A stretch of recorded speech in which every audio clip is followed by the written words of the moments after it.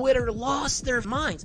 Oh, are you trying to manipulate people into giving you money? The answer is yes. Give me some money. Boogie2988 deserves his failure. Boogie recently announcing that he's basically broke shouldn't be a surprise to anyone, as if you follow all of his incredibly poor choices made over the last 4 and a bit years, you'll understand that how's that a poor choice? He just bought himself a new car for the first time. What's wrong with him getting a new car? That's not poor. Incredibly poor choices made over the last 4 and a bit years, you'll understand that bankruptcy was almost unavoidable. Tesla, so let's begin by looking at October 2018, in which Boogie's main source of income, his YouTube channel, slowly began to die. Up until this point, Boogie had established a reputation as an overweight yet friendly, nerdy gamer who people considered charming since he was totally fine with each of his flaws. This nigga was getting 39 million views. Jesus. When he wasn't playing his fat Francis character, Boogie was telling wholesome stories about his personal life, with one of the more notable ones being a video titled What It's Like to Be Broke. In this video, Boogie explained that he had grown up in a fairly poor environment. So they had decent income, it's just they didn't like to spend it on us kids, at least on me. And that as a result of that, he was now much wiser with his income. Now, you know what I do with my money? Every single dime, every single penny goes into the bank, because I don't ever want to live that way again. Which felt both inspiring and relatable, especially since Boogie highlighted that he now only spent money on things that would improve his videos. I used every dime to buy better computer equipment, to get better, to get better, to get better. And after just a year and a half, I was able to go off because I started earning my YouTube income. This desire to improve the content unsurprisingly resulted in better uploads, and by early 2014, Boogie passed 1 million subscribers before uploading a new video simply titled How Much Money Does Boogie2988 Make, He's built which like felt that? like yet another wholesome yet modest upload, which had clearly been made with the goal of helping his audience. I want to make sure you have the tools in mind so that you fully understand how much income we already have coming in and make an educated decision of whether or not you ever want to participate in that kind of thing. Boogie went on to politely imply that— Why is this nigga acting like my financial advisor and then went broke? I'm gonna let you one thing, my financial advisor never go broke. Boogie, you need to tee up. He was making over $100,000 per year from YouTube, which didn't include third-party income like Patreon. You're at $1 million, you're making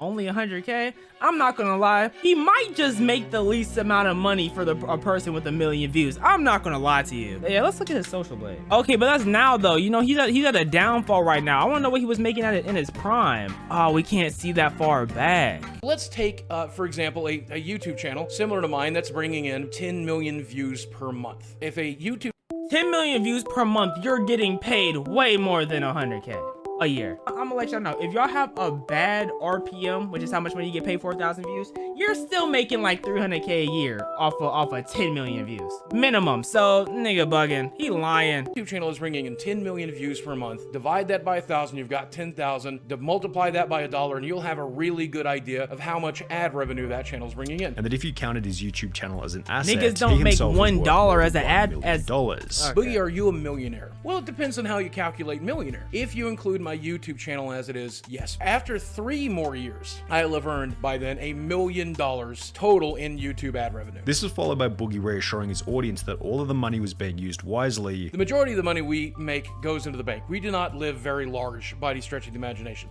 I mean, obviously, I'm large, but we do not spend a grotesque amount of money. Which led to more positive comments such as, wild guess, but he's very rich now. He deserves it. He's one of the only YouTubers that didn't let the money and fame lying get about to how his much head. money he made. He's still just as humble and cool as when he started. I admire that. Amazing video, Boogie. You're one of the realest, most transparent YouTubers out there, and please know that your fans appreciate it. I clicked on this video randomly and I stayed to watch, and to be honest, you sound like I'm really a nice happy guy this though. Where does it all go downhill? Don't know him, never seen his videos, he sounds but I'm just really glad nice. that he makes money. He's very humble and I respect that a lot. This positive sentiment toward Boogie resulted in more views, subscribers, and Patreon members, which strengthened his financial position immediately, whilst also giving him the chance to stream on Twitch, opening up another source of income which kept him financially stable during the adpocalypse. I will be fine. Losing my YouTube ad revenue will hit us pretty hard, but I've diversified our income. Things were going so well for Boogie that in August of 2017, he paid for weight loss surgery. I'm home from surgery, that everything went well. The surgery went way better than I had expected. The doctor did it in a very short period of time. However, while this would initially improve Boogie's health dramatically, I'm 110 pounds I can see it now. Since I can see it now. diet. And I then can see it now. lost 7.5 inches from my waistline. it would eventually contribute to him going broke in an unexpected way. Boogie explained in a video that for married people, the weight loss surgery tremendously increases the likelihood that you'll end up getting divorced. The surgery and the recovery from it is really, really hard on a marriage. 85% of marriages fail after the surgery within the first 2 years. That is such a random ass stat. Yo, I'm getting blown over by so many random ass shit. I'm not gonna lie. What type of stat is that? In the lead up to the surgery, his marriage was already in a rough spot. Our marriage was far from perfect. One major issue that was persistent throughout the entire marriage, and that was my anxiety disorder. And as a result of him now being in a healthier condition, his wife suggested that they should divorce. She told me that she was thinking about separating now that I was out of the surgery and now that I was nice and healthy. We talked about it and decided that she should take a break. 2 weeks into that. Wow. Imagine getting to a good point in your life and your wife like, yeah, you're getting a little bit too happy, buddy. You're walking around a little too fast. I don't like that. She called up and said that she had made her decision, that she wanted things to be a more permanent change, and that we should start moving in that direction. Boogie explained that his wife was extremely generous in the divorce, having stated that she wanted far less than 50% of the finances. And she's like, I want enough to where I know I'm going to be taken care of. And I'm like, okay. So she gave me a number and I'm like, but that's not half. It wasn't half of what we were worth. It was less. It was less. However, as a result of the law, Boogie ended up giving her half of what he had anyway. She's legally entitled to 50% of everything we own. Make sure it's half. So she was just trying to make it sound good. She knew she was getting 50 regardless. She was just trying to make it sound good. She was trying to make it sound better. She was trying to sound like a good person. Boogie's financial position had taken a pretty substantial hit. His audience was still cheering for him with comments such as, I hope this is the birth of a new Boogie. A healthy Boogie, no baggage. Just a happy, healthy, outgoing Boogie. However, after his marriage would officially come to an end, the opposite of this happened. My brain is kind of in a situation where it's just chaos all the time. It's just chaos. This emotional stew in my brain all the time of positive feelings, negative feelings, numbness, frustration, and anger, you know. Not only had the split resulted in a massive blow to Boogie's mental health, but throughout the process, the storytime rambling videos, which were once uplifting, inspirational, and designed to help his viewers, began to feel like they were being made with the goal of receiving sympathy pity from the audience. So when does he deserve his failure? That's what I'm trying to see. Additionally, Boogie's positive can-do attitude, where he wanted to invest his savings into making excellent content for the viewers, had transformed into this complete lack of confidence for the future of his channel. And I'm not smart enough to be able to figure that stuff out. I'll never be good at titles. I'll never be good at thumbnails. I'm not even that good at video creation. Leading him to develop an attitude of just wanting to get by as opposed to wanting to grow his audience. As long as my rent is paid, as long as my mortgage is paid, as long as I can keep the lights on, as long as I can support myself and the people that I currently employ, hey, I'm happy with that. The final Hey, some people that's all they need. That's all some people need. video related to his divorce, in which Boogie explained that he now fully owned his house again, happened to have been uploaded in October 2018, which was the very same month where Boogie began to lose subscribers. The decline will be addressed in a video titled State of the Channel 2019, in which he mentioned that the breakup had a significant impact on the channel's viewership. 2018, as we've talked about, was one of the roughest years of my life, and it really showed here on the channel. Before going on to state that the Storytime Pity Party videos were also impacting the channel negatively. I don't just complain and whine and just be miserable. Sharing who and what I am has been counterproductive in quite a bit in the last year or so. Mostly when it comes to the mental issues, the anxiety, the depression, stuff like that. Boogie would conclude the video by stating that he was very excited about the future. I'm feeling a lot better, and I'm very engaged and excited about what we will be doing here on the channel. However, only 3 days after this video was uploaded, a now infamous mega thread would be posted to Reddit, which would go on to significantly impact Boogie's reputation. It was the hidden truth about Boogie. Oh no. Oh. Titled The Hidden Truth Boogie Doesn't Want You to Know, and it featured over 5,000 words, showcasing that Boogie wasn't exactly the nice guy he tried to portray. The thread brought up topics such as his behavior on stream, various edgy comments he had made over the years, as well as the way he acted in his— Okay, he said very edgy comments, and he said Boogie bullies a kid and makes fun of him for having divorced parents. Karma hits in mysterious ways. marriage, with commenters stating this document is up there with the Constitution and the Magna Carta. However, the thread thread was posted to a fairly unknown subreddit, and if Boogie had simply ignored the thread, people likely would have forgotten about it, although this isn't what would happen. Boogie instead decided to wage a war against the person who began the mega thread. I started a war. This guy has been coming at me for 5 years. Before going on to complain Damn, about hold the on. criticism 5 years from is countless crazy. They need to get off your dick, Buggy. 5 years is insane, actually. I feel that. Imagine having a mosquito sucking you off for 5 years. Yeah, you gotta start swatting at it at some point. videos. I got you. This subreddit has been actively attacking me and going through everything I've ever said and ever done on the internet for the last 3 years. Just 2 years prior, in 2017, Boogie was handling criticism much more effectively, even stating that some of the points were valid. A lot of people have been discussing me over the past couple weeks. I've been on the front page of Reddit, and they tend to discuss me in a very negative light, which is reasonable. And obviously, Boogie's new 2019 strategy of trying to stop the criticism only led to more criticism. 3 months after the mega thread was posted, Boogie would upload a new video titled "Taking a Break, I Give Up, You Guys Win," in which he'd state that he needed a short break as a result of being anxious and nervous. With fewer uploads and a declining reputation, his monthly subscriber count began to fall off a cliff, losing 5,000, 14,000, 28,000, before losing another 42,000 in August 2019, representing a decline of more than 100,000 subscribers. Looking in like only James 4 Charles. months. Rather than improving the content, Boogie ramped up the complaints and apologies, which not only led to a decrease in views from an average of 10 million per month to 2 million per month, but it also led to comments from his audience such as, "I used to watch every video before. For me, you were like the Mr. Rogers of YouTube. Soft, understanding, and compassionate. Lately, it had just been apologies and complaining. I miss the old content, not because of Francis or gaming or whatever, but because of that person." Aww. Despite Boogie's clear decline in his views, subscribers, and income, his spending habits hadn't changed one bit, as midway through this collapse, he'd announced that he was taking on a $100,000 loan to purchase a Tesla. I ended up buying the X. I still haven't got it fully financed yet. I'm having to finance it, obviously. Oh my god, I just put myself $100,000 in debt. My car payment's $1,700 a month or something like that. That's more money than I make on Twitch. That's like half of my YouTube revenue this month. Boogie then made a You're lying again. You don't get 2 million views and only get $3,400. He's lying again. Oh my god. Oh my. The math isn't adding up. I'm hearing, okay, 2 million views. What is 2 million views? 2 million views, approximately around $10,000, right? Where if you have horrible ad revenue, $5,000, that's still not half. Oh, I hate liars. Oh my god. Oh my god. Okay. Oh my god. He still had 2 million views. 2 million views, you still getting $10,000. You still getting $7,000 to $10,000. Oh my. a tweet about how expensive the car was, giving him another opportunity to make himself look like an idiot. I tweeted out that I was not going to be able to afford this car. Why? Reddit and Twitter lost their minds. Oh, are you trying to manipulate people into giving you money? The answer is yes. Give me some money. If you guys want to help me pay for my Tesla, please go ahead and dig deep. Oh, turn him off. Turn him off. Turn him off.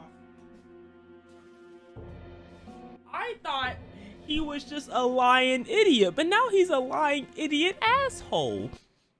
See, I knew something was up when every single time he talks about the amount of money he made, it wasn't adding up mathematically. I knew something was going on. I'm sitting here like, what is he talking about? This doesn't make sense.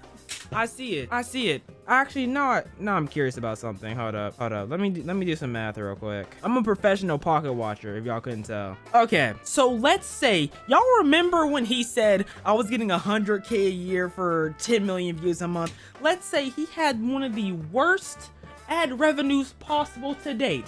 $2 per 1,000 views. That's terrible. Asinine. He's still getting $20,000 a month. Times that by 12, it's $240,000.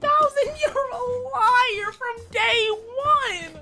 He's been a liar since the beginning. Don't talk about your money in that much depth if you're not gonna be honest, bro. Sure would like a free Tesla. Reach down in your pockets and give me $100,000 tonight. Which becomes even worse after he'd mentioned that he still owed a bunch of money on his house. My house is worth $300,000. I still owe $200,000 in the house. And that he knew that Tesla was going to decline in value over time. But that car is just going to get cheaper and cheaper and cheaper as it goes. In the year that followed, Boogie's Patreon members almost halved from 120 down to 65, partially as a result of him taking long breaks from creating content. You'll notice that for the last 3 weeks, I've really not been updated. I have not streamed in 3 weeks. Which accompanied the transformation of his comment section from a once positive place full of supporters to a wasteland of negativity full of detractors. It's incredible how openly money-oriented this guy is. This guy talks like a minister from some cheesy, scammy late-night ministry where you're supposed to send a $50 check for good luck. Imagine this guy would win the lottery. He'd be broke within 12 months, which would eventually turn out to be somewhat accurate. What the fuck did he spend his money on if he bought his house years ago and he still hasn't been, he only put 100,000 into it? This nigga is one of the worst niggas with money I think I've ever met. He's like a rapper with his money. With Frank Hassel in early 2021. Divorce? Boogie had to shell out a bunch of money for legal fees. Let me point out just how expensive all of this was. And obviously, I took money out of my bank account and I paid for it out of pocket. This cost tens of thousands of dollars to fight. Which also resulted in Boogie producing I really don't want to hear that when I'm seeing arcade machines that cost $1,500, $2,000 in the back. Doesn't seem like you're going through that many tough times if you're not on those things, buddy.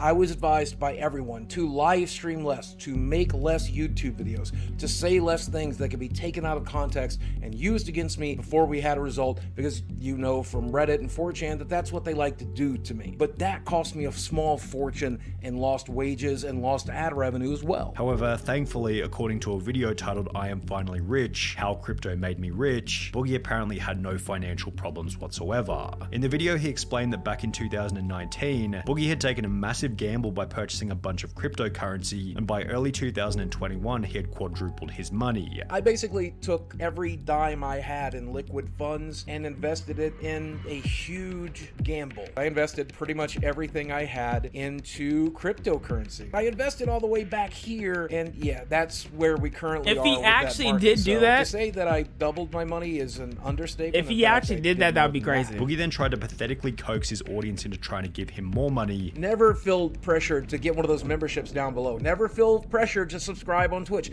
Never feel pressured to make a donation or interact with one of my sponsors. Feel pressured to sub on Twitch. I want you to feel that pressure. You better crumble. It's like I'm Majin Buu and you Krillin when I'm walking into the room. Crumble. Feel that pressure. Sponsors, never feel pressured to buy a t-shirt. Before going on to state that he planned on taking the money out of crypto to put it into a safer investment. And that's if I don't take the money and invest it in something that will make me money, which I am niggas repping Boogie going to do. However, as highlighted by almost every comment, the video aged incredibly poorly. Because only a year after posting it, Boogie uploaded a new video titled I Need Your Help, in which he explained that he had lost almost all of his money to the crypto market and now required donations from the audience. Well, this is a video I've dreaded making. You know, I spent a tremendous amount of money on dumb things, but the biggest issue is that I had a nice big nest egg, but I put my money in the crypto market in the wrong section, and I pretty much lost most of everything. This is the most interesting case study, watching someone who hasn't had to work in over a decade finally have to go back to work. I remember him saying, "Don't worry about me. I'm financially secure to the point that if I stop making videos tomorrow, I can live comfortably for the rest of my life." Damn. Just remember that the reason this video was filmed in his garden is because if it was filmed in his office, we'd all be able to see his thousands of dollars worth of arcade machines. Ben!